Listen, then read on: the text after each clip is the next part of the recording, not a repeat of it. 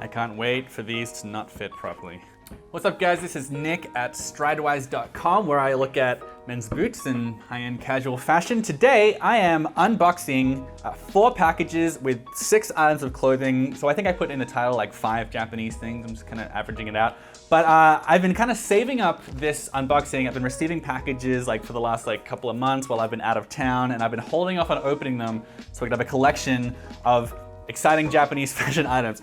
Japan is where a lot of guys who are interested in heritage fashion get their clothing, because there are a lot of like old Japanese mills and experts in Japan that have sort of perfected this old-fashioned method of making clothing that a lot of people are really interested in, including myself. So we have not just jeans, but a lot of these products are jeans. So let's start off with this first box from Japan Blue.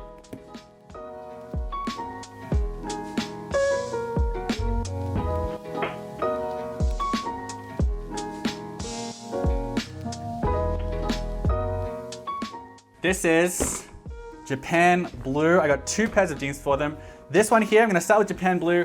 This is the J266 Circle Tapered 16.5 ounce Cote d'Ivoire cotton vintage selvage jeans. Monster jeans, they call it. It's my very first pair of Japan Blue jeans.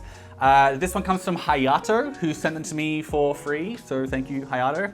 And Japan Blue have been on my list to buy for a long time. They're one of these brands I've heard a lot about. They're based in Kojima in Okayama, Japan's denim headquarters. I'm hoping to visit there next year. And this is one of their famous circle line of jeans, which is like an extra coveted line of jeans. Their site calls them the jeans of a new dimension. It seems to just be because the waist is curved in a way that they say perfectly fits with any ordinary Japanese waist. Mine is not Japanese, but I'm hoping that it fits with me anyway. And they say it fits all scenes for your lifestyle as well. Home, business, travel, school, and social. And while I have a few jeans with cotton from Zimbabwe, this is my first with cotton from Cote d'Ivoire. The selvage ID actually has the colors of the Cote d'Ivoire flag on it, which is like green, white, and orange, which is a really nice little touch. And they say the Cote d'Ivoire cotton is the closest to like the vintage feel that a lot of people cover from these sorts of selvage denim from Japan. So everything from cultivation to harvesting takes place in Cote d'Ivoire. And this cotton is meant to form to the body in a way that is, again, the most similar to vintage jeans, and it's hand woven with ultra low tension as well, which means that if they're too tight, that they should stretch a little bit and conform to the shape of my body. So this is gonna be my go-to pair of nice thick jeans while I'm traveling around Europe this Christmas. So yeah, I'm really excited to break these in. And Hayato also sent me this pair of Momotaro jeans, because Momotaro is the same company as Japan Blue, don't tell anyone. And these are the G015MZ jeans, which I actually already own and made an entire video about in the past. They very, very kindly offered to send me this pair because my pair was quite small on me. And I had to put a ton of work into stretching them out, and like, you know, I would wear them when I was feeling pretty skinny, but they said, look, let us give you a pair that fits. So they did that, so I finally have a pair of these jeans that actually fits my body rather well, and I gave my old pair to a rather skinny gay couple I know who wear the same size, so they're both sharing the jeans, and the jeans are having a fantastic second life up in Washington Heights. So these jeans, I'm very delighted because they have this signature pink stitching running down the inseam here, which I really, really love. Of all my jeans, perhaps with the exception of Tanuki, Momotaro feels the most modern because of this funky urban pink stitching that really separates it from like the really deliberately vintage offerings that a lot of other companies offer, right? So I wear it when I'm feeling a bit less heritage and a bit more modern, like wearing like a black leather jacket and sneakers kind of vibe, or when I'm wearing gray or black boots, which I think look really, really cool with this pink thread. These jeans are made from Zimbabwe cotton, which is known for its almost glossy sheen. It's not super slubby or nappy, rather it's quite hairy, which is a subsection of selvage denim that I really like. So it's long staple cotton that's hand cropped, which helps them to minimize damage to the thread. And it's the only pair of selvage I've got with a zipper fly, which makes me really, really happy. So Momotaro means peach boy as well. You can see him here. It's based on this Japanese legend of an infertile couple who got a big peach one day, and the boy came out of it to be their son, and then he went on to fight demons and ogres and such. There's a ton of peach iconography all over the jeans. Like, see this area here has peaches all over it like that. There's also this little drawing here of like I think this is like Momotaro fighting an ogre that he's fighting. There's a big sun-like peach between them. I think that's all really cool. So those are my 2 Japanese jeans that I got. Thank you to Japan Blue / Momotaro for sending them out to me. And I put links in the description below if you want to check out more from this very cool company. Next up, I have my very first Japanese tops, and I've got 2 of them here, courtesy of Tanuki. I touched on them earlier. Tanuki is a very cool little brand that has a bit more of a streetwear bent than other Japanese selvedge denim companies, which tend to focus more on vintage aesthetics. One upside is that most of their fits are high-rise, relaxed, tapered cuts, which slim Japanese kids tend to like and happily are the only cuts that work on my big Western thighs. Definitely check out my video I did on a $700 pair of jeans they sent me right here. For now, let's see what I got in this package.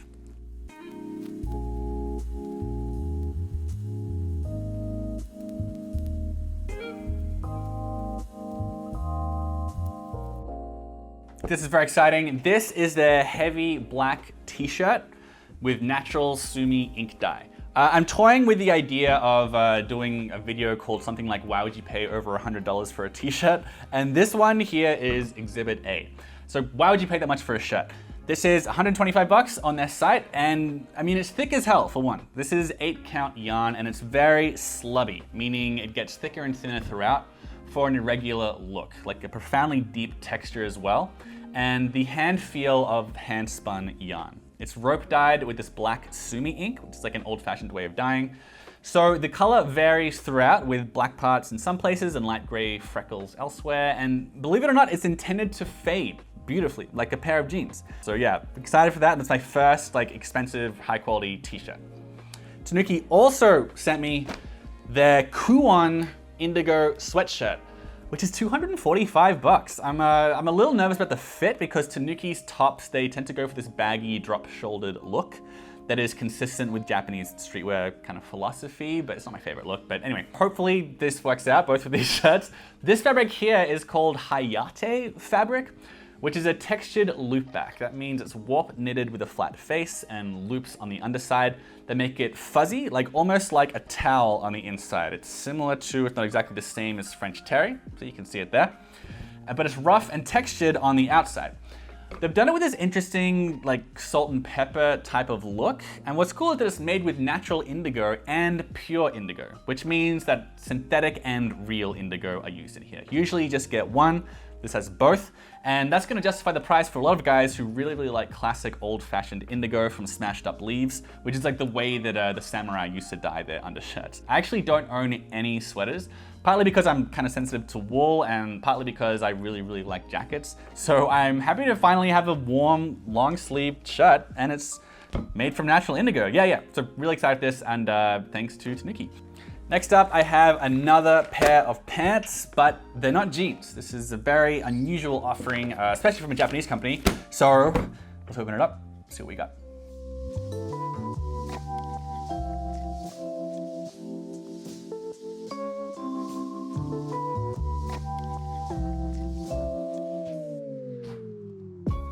So these are the Yoroi pants. Yoroi meaning armor in Japanese. I first heard of these when I was chatting to Marcus at Tanuki actually. There's like Tanuki pants. I was chatting to him a year ago and I was complaining that I really wanted a pair of duck canvas pants that are high-rise relaxed taper. And he said, you've got to try our pants. So he sent me a pair, that was a while ago. I tried really hard to make them fit, but they were just too small. So I sold them and bought the next size up myself and in a different color. So while this is also from Tanuki, it differs from the last package in that I actually bought this myself. These pants come in green, blue, and like this kind of gold color. They call it brown. It's like your classic kind of khaki color. And it's just insanely thick. So duck canvas makes for a strong fabric that's resistant to tears, snagging, and abrasion. So it's been the fabric of choice for work pants throughout the years. Canvas uses thicker threads than other fabrics, other cotton fabrics that is, especially those that make contact with your skin. Like most people like a softer feeling on their skin when it comes to cotton apparel, at the sacrifice of toughness, but this has much thicker yarns. Duck canvas has nothing to do with ducks. It comes from the Dutch word doek, meaning cloth, and it has a tighter weave than plain canvas. Again, it's usually used for work pants, which have a looser fit typically, but Tanuki came up with this idea of doing high-rise, relaxed, tapered cuts, and it's extremely tapered. My old pair took about 5 minutes to get off because the leg opening was so small and because the material is so damn thick. It's 25 ounces per square yard. For context, Filson's tin cloth canvas they use on their super tough journeyman backpack here is 14 ounces. So I'm excited to put years and probably decades into wearing these. I also don't own any denim jackets because I just don't want to wear denim with denim. So these pants, my plan is to use them as a portal into the world of denim jackets. So yeah, get excited for that. All right, my last item. I'm cheating here a little bit because this was mailed to me from Spain, from a heritage company there called Redcast Heritage. But this item is made in Japan. So let's cut it open, see what we got.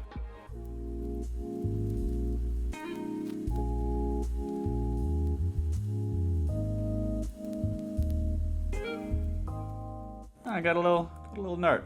Hi Nick, thank you so much for the confidence and support. Enjoy this beautiful jacket for many, many years.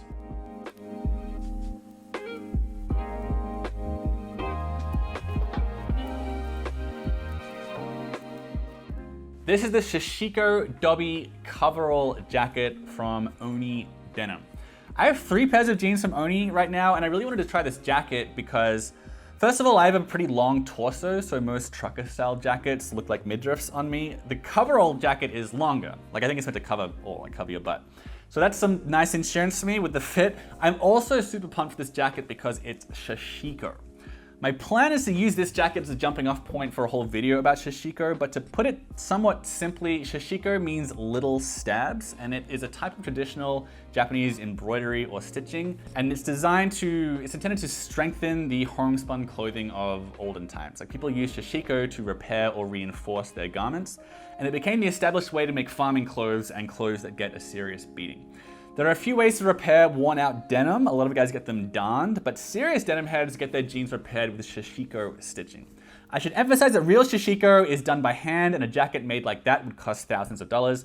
This is Sashiko-like in that it's the same process done with a machine. So I probably shouldn't say the same process because Sashiko done by hand often incorporates cool motifs like waves and mountains, arrow feathers, that kind of thing. But for my budget and my current interest, this is a really cool level up for me as far as my wardrobe interests go. And this is another one that I wanted so badly, I actually paid full price for it. Actually, no, I got 5% off because I have a code at Redcast Heritage that I don't really know how to promote, but the code Stridewise5 gets you 5% off everything at their store. And they have all my favorite brands, including Oni and Tanuki and Pure Blue Japan, which are my 3 favorite jeans brands. So check them out. 5% off, it's not huge, but you know, it's not nothing. All right, that is my Japanese unboxing, my first Japanese unboxing video. Really, really excited for these additions to my fall and winter wardrobe. I'm also very happy this Sashiko coverall happened to actually fit me really well. And looking forward to breaking all these in. And yeah, keep an eye out on my Instagram for shots of me wearing these around Europe, and make sure you subscribe if you haven't subscribed here yet, because I got a lot more Japanese stuff, heritage stuff, American-made boots, and everything in between coming up on the channel.